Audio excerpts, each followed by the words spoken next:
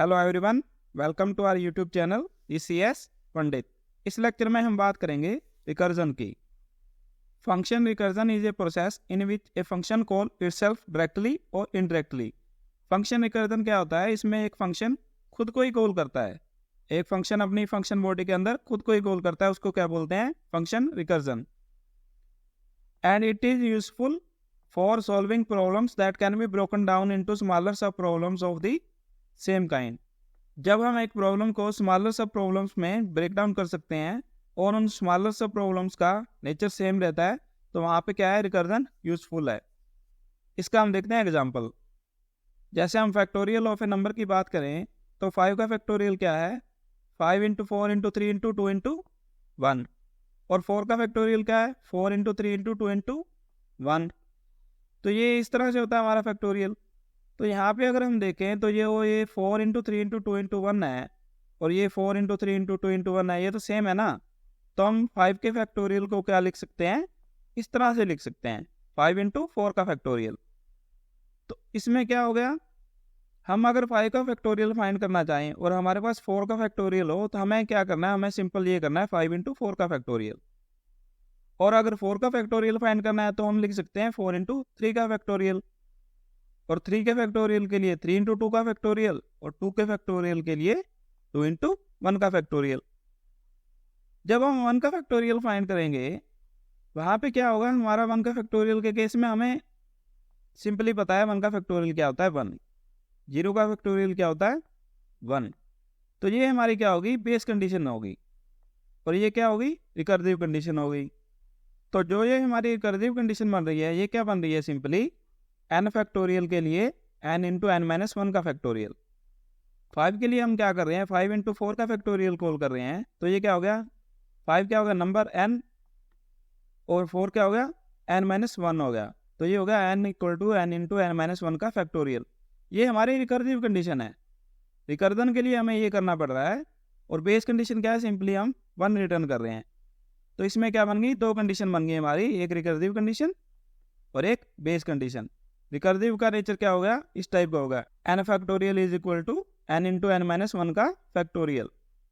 तो function recursion क्या हो गया? इसमें फंक्शन क्या करता है? खुद को ही कॉल करता है डायरेक्टली और इनडायरेक्टली। और इसमें क्या होता है? स्मॉलर सब प्रॉब्लम्स में प्रॉब्लम को डिवाइड किया जाता है। जैसे 5 का फैक्टोरियल फाइंड करने के लिए हम क्या कर रहे हैं? 4 का फैक्टोरियल फाइंड कर रहे हैं। 4 का फैक्टोरियल फाइंड करने के लिए 3 का फैक्टोरियल फाइंड कर रहे हैं। तो क्या होता है? प्रॉब्लम स्मॉलर सब प्रॉब्लम में डिवाइड होती चली जाती है। इसके कुछ स्टेप्स होते हैं। पहला स्टेप क्या होता है? बेस कंडीशन डिफाइन करना, जो क्या करेगी? रिकर्जन को स्टॉप करेगी। फैक्टोरियल के केस में बेस कंडीशन क्या है? 1 का फैक्टोरियल जो क्या है? 1, या 0 का फैक्टोरियल जो क्या है? 1। वो क्या हमारी बेस कंडीशंस है। फिर आता है रिकर्सिव केस। रिकर्सिव केस कौन सा है? जिस केस में हम फंक्शन को दोबारा कॉल कर रहे हैं। जो भी 1 से ग्रेटर पॉजिटिव नंबर है उसके लिए क्या बन रहा है? रिकर्सिव केस बन रहा है। चाहे वो 5 का फैक्टोरियल है, 5 के लिए हम क्या कर रहे हैं? 5 इंटू 4 का फैक्टोरियल कॉल कर रहे हैं। 4 के लिए 4 इंटू 3 का फैक्टोरियल कॉल कर रहे हैं। तो ये कौन से केस हैं? रिकर्सिव केस हैं। Make sure that recursive case does not call the function with the same input. यहाँ पे ये क्या कह रहा है? ये हमें मेक श्योर करना है कि हम रिकर्जन कॉल सेम इनपुट के साथ ना कर दें।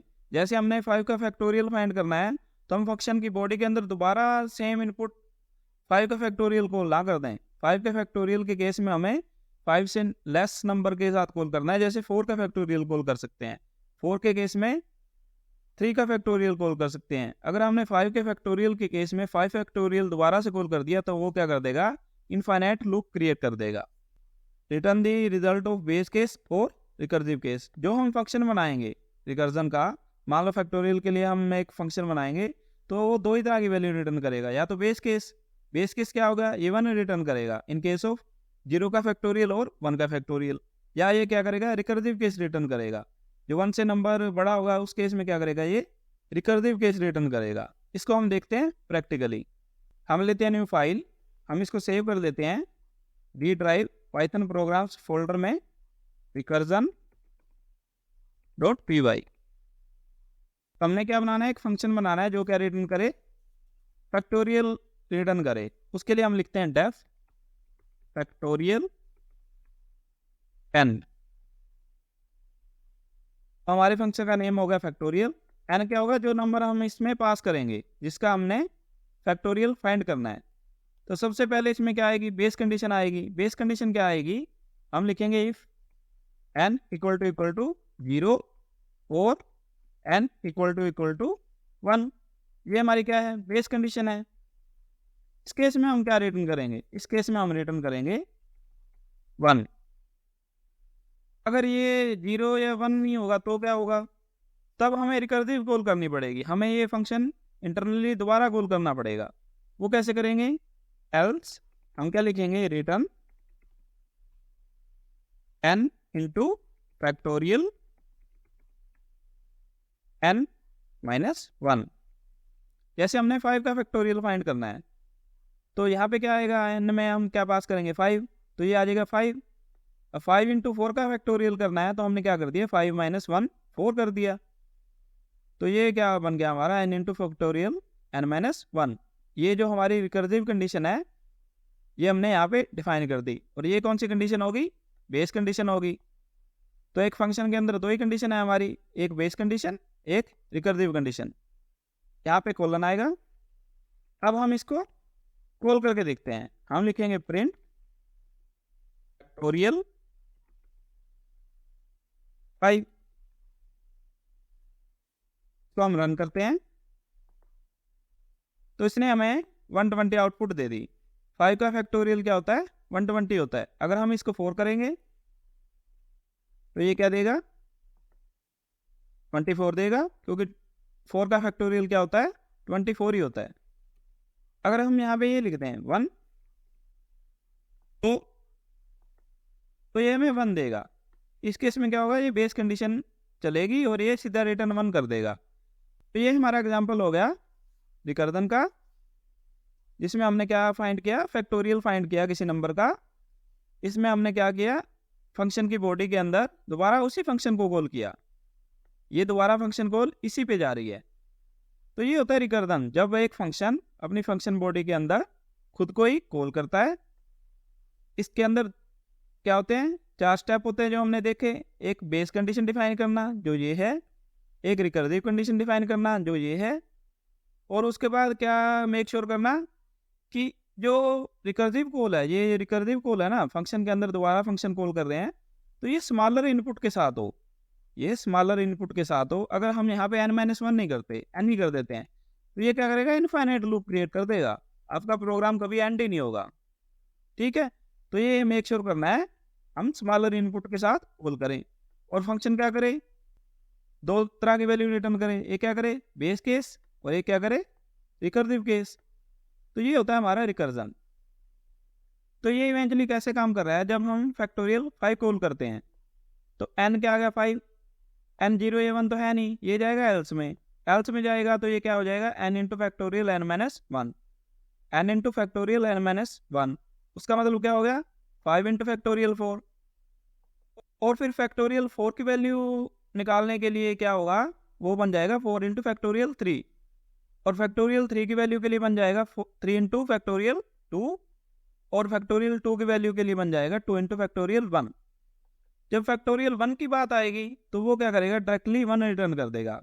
क्या करेगा, डायरेक्टली 1 रिटर्न कर देगा। तो जैसे यहाँ पे ये फैक्टोरियल 1 हमने यूज़ किया, इसने रिटर्न 1 किया, उसको हमने प्रिंट करवा लिया, इसने डायरेक्ट प्रिंट कर दिया। तो यहाँ पे क्या होगा, जो ये फैक्टोरियल 1 है ये यहाँ पे पुट हो जाएगा। पुट हो जाएगा मतलब क्या हो जाएगा, फैक्टोरियल 2 की वैल्यू निकल जाएगी 2 इंटू 1, 2 इंटू 1 मतलब 2। हमारे पास फैक्टोरियल 2 की वैल्यू आ गई 2। तो जब हमारे पास फैक्टोरियल 2 की वैल्यू आ गई, वो यहाँ पे पुट हो जाएगी, वो क्या है 2। तो ये क्या बन जाएगा 3 इंटू 2, 3 इंटू 2 बन गया, वो क्या बन गया 6। तो जब हमारे पास फैक्टोरियल 3 की वैल्यू आ गई, वो क्या हो जाएगी, यहाँ पे पुट हो जाएगी, वो क्या थी 6। तो 6 इंटू 4 क्या बन गया 24, 6 इंटू 4 24 बन गया। तो फैक्टोरियल 4 हो गया 24, 24 यहाँ पे पुट हो जाएगा, 24 यहाँ पे पुट हो गया। तो 5 इंटू 24 क्या हो गया 120। तो फैक्टोरियल ऑफ 5 हमें मिल गया 120। तो इस तरह से वैल्यू पुट होती जाती है और हमें हमारा रिजल्ट मिल जाता है। पर बात ये है, जब हम फैक्टोरियल ऑफ 5 फाइंड कर रहे हैं तो ये इन दी एंड क्या होता है 2 इंटू फैक्टोरियल 1, और फैक्टोरियल 1 हमें क्या देता है 1, और ये वैल्यू पुट होती जाती है और हमें हमारा रिजल्ट मिल जाता है। पर हमने यहाँ पे लिखा हुआ है इफ n इक्वल टू 0, हमने बेस कंडीशन में n 0 भी लिया हुआ है। 0 की तो यहाँ पे कहीं बात ही नहीं आई ना, हमें फैक्टोरियल ऑफ 5 फाइंड करना था, 5 हमें मिल गया विदाउट यूजिंग 0। तो 0 का यूज इसलिए किया हुआ है, अगर हम ये करें फैक्टोरियल ऑफ 0 फाइंड करें तब हमें क्या रिटर्न करना है, तब हमें रिटर्न 1 ही करना है, क्योंकि मैथमेटिकल टर्म्स में 0 का फैक्टोरियल क्या माना जाता है, 1 ही माना जाता है। इसलिए हमने ये कंडीशन लिखी हुई है n इक्वल टू 0 पे भी रिटर्न 1। नहीं तो बेस कंडीशन तो हमारा इसी से काम चल रहा है, फैक्टोरियल ऑफ 1 से ही, n इक्वल टू 1 से ही हमारा काम चल जाता है एज ए बेस कंडीशन। पर मैथमेटिकल टर्म्स में 0 का फैक्टोरियल भी क्या माना जाता है, 1 माना जाता है, तो इसलिए इसको भी बेस कंडीशन के अंदर हमें इंक्लूड करना पड़ेगा। ठीक है, तो इस लेक्चर में हमने डिस्कशन किया रिकर्जन का फैक्टोरियल एग्जाम्पल के साथ। अगर आपको ये वीडियो अच्छा लगा तो आप इस चैनल को सब्सक्राइब कर सकते हैं। तो मिलते हैं नेक्स्ट लेक्चर में। Thank you.